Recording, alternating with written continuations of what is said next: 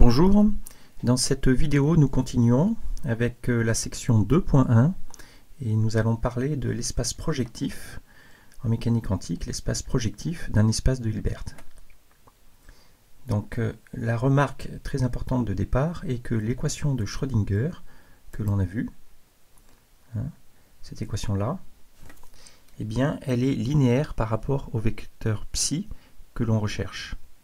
Cela signifie que si psi de t est une solution de l'équation d'évolution de Schrödinger, alors pour toute constante lambda, lambda fois psi de t, qu'on notera le vecteur phi de t, est aussi solution. Autrement dit, deux vecteurs qui sont proportionnels restent solutions avec la même proportionnalité dans le temps. Voici le schéma qu'on peut se faire. Vous voyez, c'est que si psi est un vecteur dans l'espace de Hilbert et lambda psi est un autre vecteur, lambda c'est une constante, autrement dit par exemple on tourne phi d'un certain angle et on le multiplie par une certaine longueur, et bien les deux vecteurs vont bouger au cours du temps mais vont rester en quelque sorte proportionnels.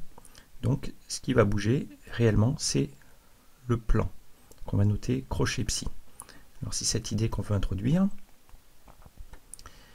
Autrement dit, au lieu de considérer les vecteurs eux-mêmes, il est naturel d'identifier un vecteur psi et lambda psi pour toute constante lambda, autrement dit tous les vecteurs qui sont proportionnels les uns les autres.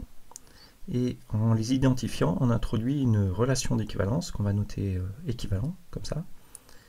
Et on notera donc psi crochet la classe d'équivalence d'un vecteur psi, autrement dit tous les vecteurs qui lui sont proportionnels, tous les vecteurs non nuls qui lui sont proportionnels, auquel on rajoute le vecteur nul pour avoir un espace vectoriel.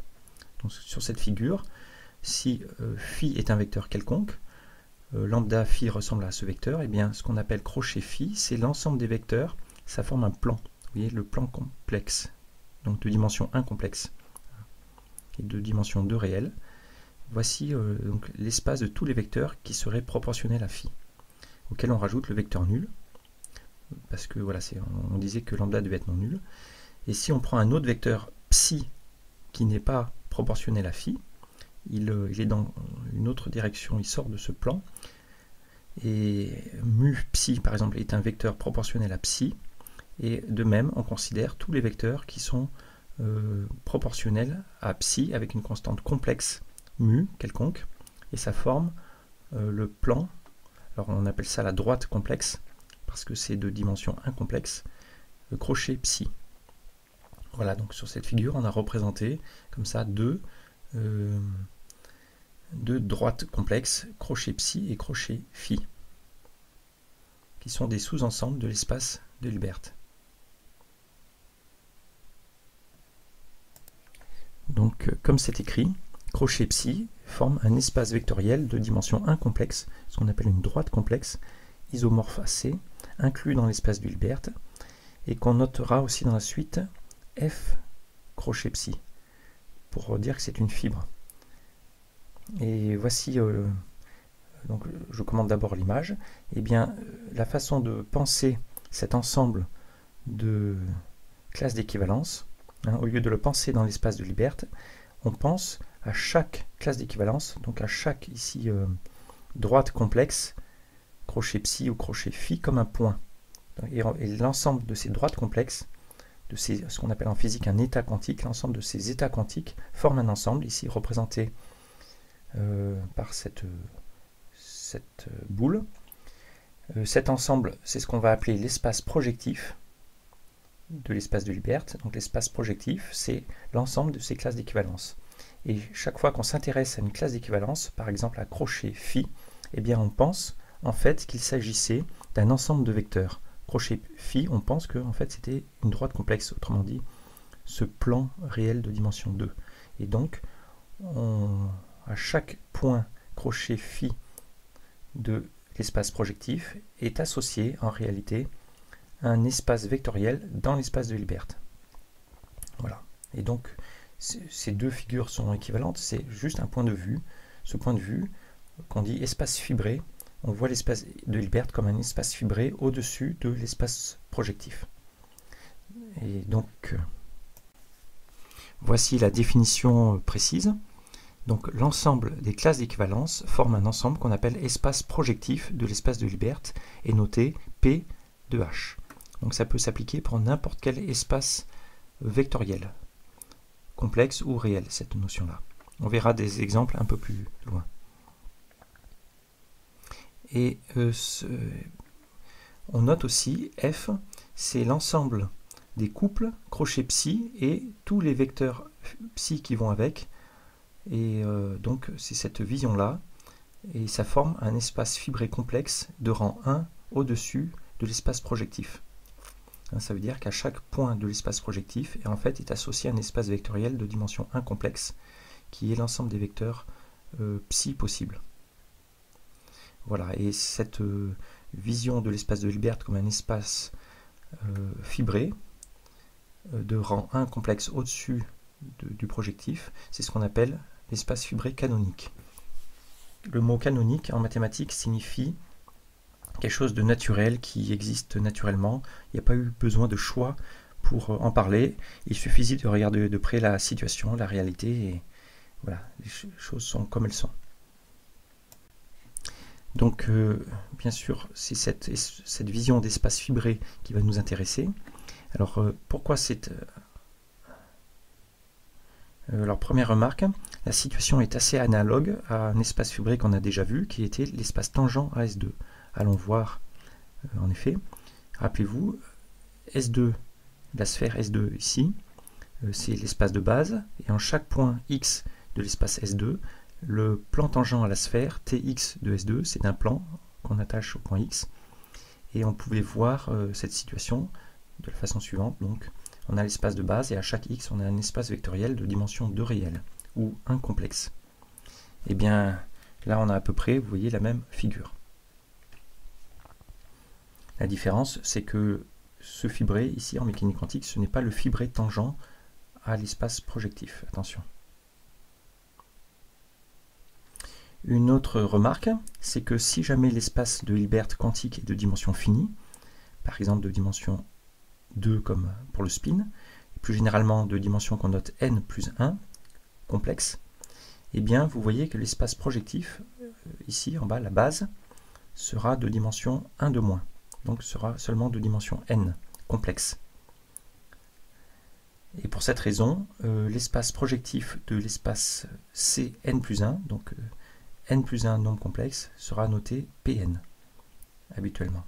Donc par exemple, on verra précisément sa nature, mais pour le spin 1,5, eh bien l'espace projectif de C2 est noté P1, l'espace P1, et il est de dimension 1 complexe, ou 2 réel. On verra que c'est une surface réelle de dimension 2, et précisément on verra que c'est une sphère comme sur cette figure. Et voilà, et je rappelle, remarque très importante, la motivation pour adopter cette description de l'espace de Hilbert, c'est que l'équation de Schrödinger est linéaire, et donc dans cette figure, vous voyez, si phi de t évolue, d'après l'équation de Schrödinger, on a vu que lambda phi de t, ce vecteur-là, va évoluer en restant toujours collinéaire, et donc en restant toujours dans la même fibre que phi de t. Donc phi de t, lui, va changer de fibre, mais lambda phi de t va suivre et rester dans la même fibre. Autrement dit, les fibres vont voyager ensemble au cours du temps. Et donc, ça signifie qu'en réalité, l'équation d'évolution de la mécanique quantique concerne l'évolution des points sur l'espace de base. Donc il faut considérer que ce sont les points ici qui bougent et que les fibres suivent en bloc, suivent collectivement les points sur la base. Voilà, et donc en mathématiques, on dit que l'équation de Schrödinger induit un mouvement, induit des trajectoires des points crochet psi de t sur la base, sur l'espace projectif, indépendant du vecteur représentant dans la fibre. En physique, on a en fait, sans le dire explicitement, eh bien, cette vision est très souvent considérée parce que on dit souvent, on appelle ça souvent les états quantiques et non pas des vecteurs. On dit que les états quantiques sont les vecteurs à une phase près, vous voyez. Eh bien, ça revient à identifier phi et lambda phi. On dit aussi que lorsqu'on fait une mesure sur un état quantique, on ne peut pas détecter la phase. Autrement dit, c'est le point crochet phi qui détermine toutes les propriétés mesurables d'un état quantique en physique. Donc voilà, l'espace projectif est aussi appelé espace des états quantiques en physique. Donc voilà le schéma que j'ai commenté tout à l'heure. Lorsqu'il y a évolution d'après l'équation de Schrödinger, on peut considérer que c'est une évolution qui a lieu sur l'espace de base, sur l'espace projectif, et que les vecteurs, vous voyez, suivent en bloc. Une autre remarque, c'est en fait très intéressant d'interpréter tout ce qu'on connaît de la mécanique quantique avec cette vision-là. Par exemple, si vous prenez un vecteur propre de l'opérateur H de Schrödinger, vous savez déjà qu'un vecteur propre est défini à une constante près. Donc en fait, il est plus naturel, parce que si psi est un vecteur propre, lambda psi est aussi vecteur propre, et en fait, ce qui est plus naturel de considérer, c'est tout ce plan, ce qu'on appelle l'espace propre. Autrement dit, c'est le point. Donc à une valeur propre de H correspond à un espace propre qui sera un point sur l'espace projectif. Et d'après l'équation de Schrödinger, ce point ne va pas évoluer, ce sera donc un point fixe pour l'évolution. Donc les vecteurs propres de H correspondent à des points fixes pour l'évolution. Voilà, et dans les exercices qui vont suivre, on va en fait, pour bien comprendre ces notions-là, considérer les espaces projectifs pour des espaces vectoriels réels. Ça veut dire où les coefficients sont réels. Donc ce n'est pas utilisé en mécanique quantique, mais c'est utilisé dans d'autres domaines de la physique. Et ce qui change, c'est que psi et lambda psi, quand lambda est réel, sont des vecteurs sur la même droite réelle. Donc les fibres ici ne sont pas de dimension 1 complexe, mais de dimension 1 réelle. Ce sont des espaces fibrés où les fibres sont des droites réelles. Voilà, et donc on vous propose deux exercices ici. C'est de expliciter le projectif de R2, montrer que c'est un cercle, et le projectif de R3. Et pour finir cette section, on veut parler de cette propriété qui est de cette expression qui est très utile pour la suite.